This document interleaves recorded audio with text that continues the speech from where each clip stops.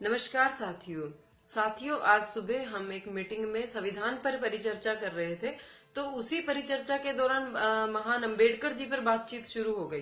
बातचीत के दौरान मैंने उन्हें बताया कि मैं भी अंबेडकरवादी हूँ।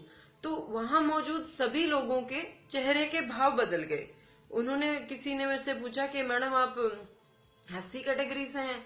मैंने कहा नहीं, बीसी कैटेगरी से हूँ। तो कहने लगे फिर अंबेडकरवादी कैसे?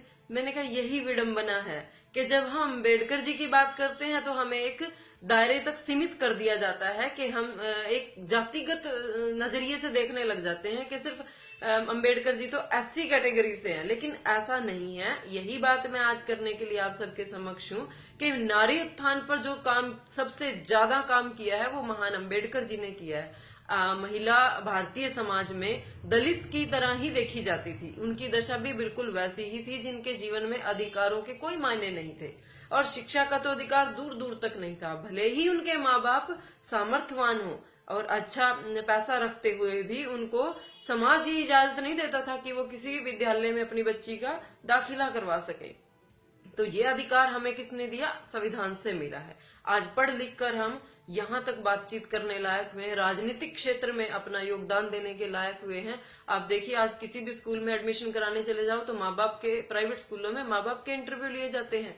आप बच्चे को भी सक्षम करने में आज माँ का बहुत बड़ा रोल है। अगर वो शिक्षित ना हो तो उनका अच्छे स्कूलों में उनके बच्चों का भी एडमिशन नहीं होता। तो क्या होता आज भारत का दृश्य क्या होता? आप देखिए, विदेशों में आज हमारी कल्पना चावला को ही देख लीजिए अपने करनाल से, कि वो पढ़ी लिखी तो अमेरिका से वो अंतरिक्ष में गई और कितना बड़ा नाम है उनका। तो आप वहां तक की कीर्ति कैसे प्राप्त करते? आज आपका क्या स्थान होता जो आप विश्व गुरु की बात करते हो? और संविधान अगर महिला का उत्थान ना करता तो आज हमारा विश्व में क्या स्थान होता? भारत की आधी जनसंख्या तो निरक्षर रह जाती। निरक्षरता से बड़ा कौन सा अंधकार है? सबसे बड़ा अंधकार तो यही है जो सारी योग्यताओं को लील लेता है। तो मैं ये कहना चाहती हूँ कि अपने जो महापुरुष हुए हमारे, उनके योगदान को जातिगत मत कीजिएगा और उनकी मतलब जो उनका कीर्ति है, उनका योगदान है, वो सीमित नहीं रहा किसी एक वर्ग के लिए। उनका सभी वर्गों पर बहुत बड़ा कर्ज है।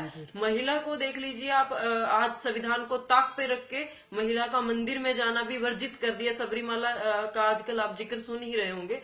तो परंपरा को ऊंचा कर दिया गया है, कानून को ताक पे रख दिया गया है। तो क्या होती आज हालात के? परंपराएं तो बहुत गलत थी, महिला को ही लेके ही थी सारी परंपराएं। तो कम से कम संविधान ने उन परंपराओं से ऊपर उठने के लिए हमें एक राइट्स तो दिए कि हम अपने लिए आवाज उठा सके। अच्छा, अगर नारी उत्थान की बात की जाए तो संविधान से मिलने वाले सभी अधिकारों का तो फायदा हम अन्य वर्ग की औरतों ने ही उठाया है। दलित महिला तो आज भी सभी अधिकारों से वंचित ही है। कानूनी अधिकार ले लीजिए, शिक्षा का अधिकार ले लीजिए, वो तो इन क्षेत्रों में कहीं आगे हैं ही नहीं। और जो अचीवर्स हैं महिलाएं, जैसे इंदिरा गांधी लगा लीजिए या कल्पना चावला लगा लीजिए, या आज बहुत बड़ी बड़ी कंपनियों की सीईओ जो औरतें बन चुकी हैं, वो कोई दलित महिला नहीं है।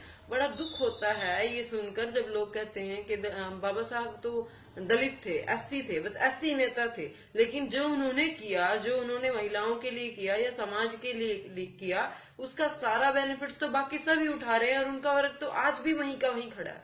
तो जरूरत इस गंभीरता से सोचने की है कि प्राइवेटाइजेशन हो गया है स्कूलों का, उसमें आप कितने प्रतिशत देखते हो दलित लोगों के बच्चे?